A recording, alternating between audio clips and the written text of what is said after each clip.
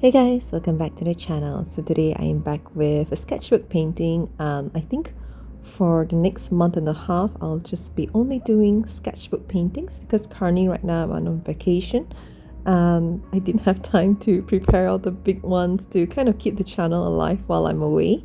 So I'll be back with a larger piece painting when I'm back around mid-June. So today I wanted to paint a kind of like a rainy night scene. I've just finished sketching a couple of windows in the background, and a lamp will be hanging from the wooden beam on top. Because this is a nighttime scene, so I want the buildings in the background to have kind of like a moody, grayish kind of look.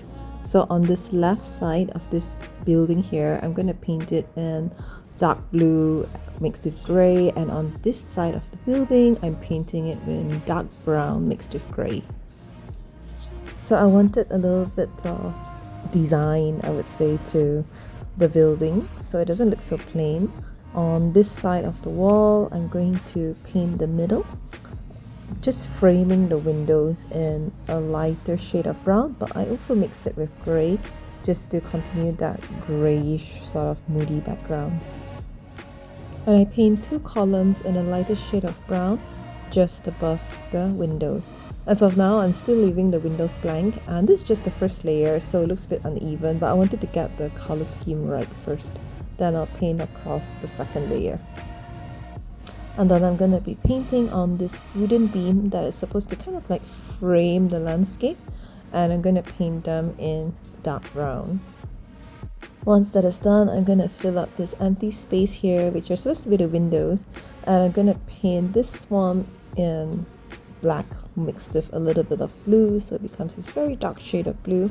And on this set of windows, I'm painting it in dark brown with a little bit of black just to match the walls.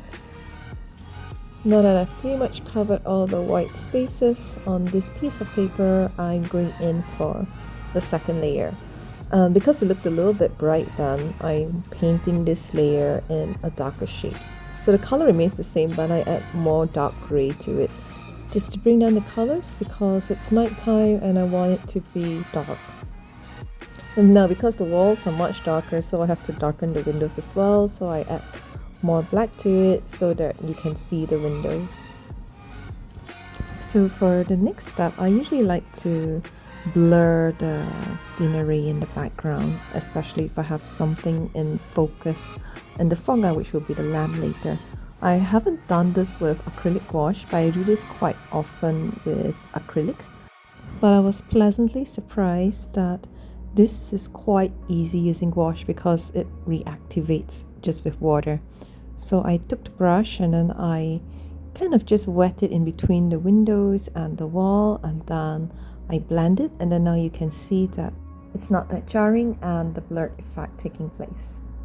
Because it's a little bit dark on the left side of the wall with the blue, I think you'll be able to see it, the whole process better on this side of the wall. Right now I'm just painting over it for the second layer, one shade darker to get that dark, moody night background that I want. So after painting these two lighter columns, I'm going to try to blur this whole section here where it frames the window. So usually in acrylics, I have to take two of the matching shades and blend in the middle, but because this gouache actually reactivates by water, all I have to do is dip the brush in water and I blend in between two separate colors, both any color that separates from the other or whichever part of the painting, and or all the edges, instead of sharp edges, I round it. And I'm not sure if you can see, but it looks a little bit more blurry right now on the top part, and I'm going to work on the windows right now so you can see. So originally these are very sharp lines, sharp edges. I take the water and then I use to reactivate the gouache in the middle, and then you get this nice blurry look.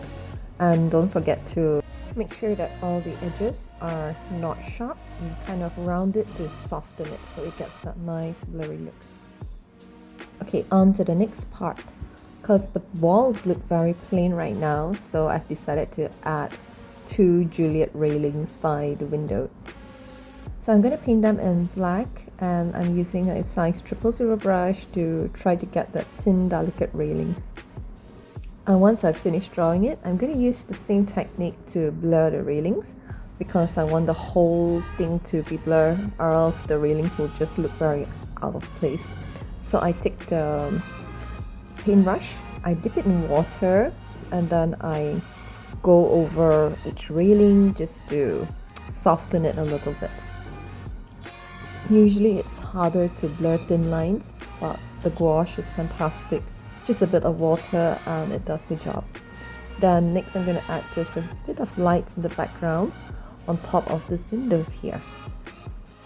Once that is done, we're going to move to the wooden beams and the foreground. Because the top pillar looks very bright, I'm going to paint it in a darker shade of brown, mix it with a little bit more black, just to match the whole scenery. Now, because there's going to be a lamp hanging from this side of the pillar, so I'm going to add highlights using orange mixed with brown.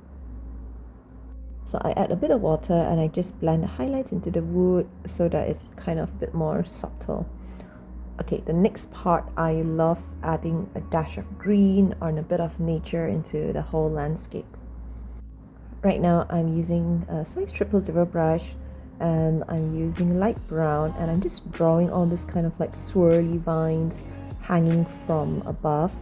And then I'm going to take the tip of the brush, dip it in green and a bit of olive, and I'm going to just make all these little tiny leaves and cover up all these vines.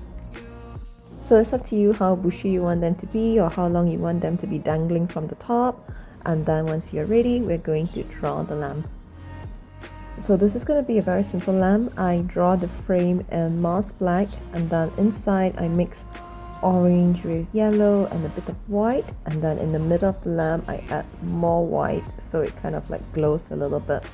And then I take yellow, I mix it with green, and I give highlights to the leaves facing the direction of the lamp.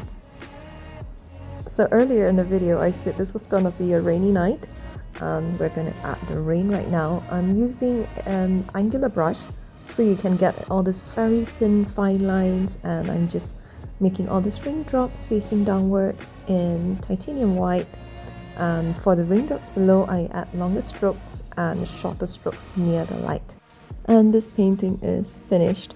I hope you guys find this tutorial useful. Thank you so much for watching, and I hope to see you again in the next video.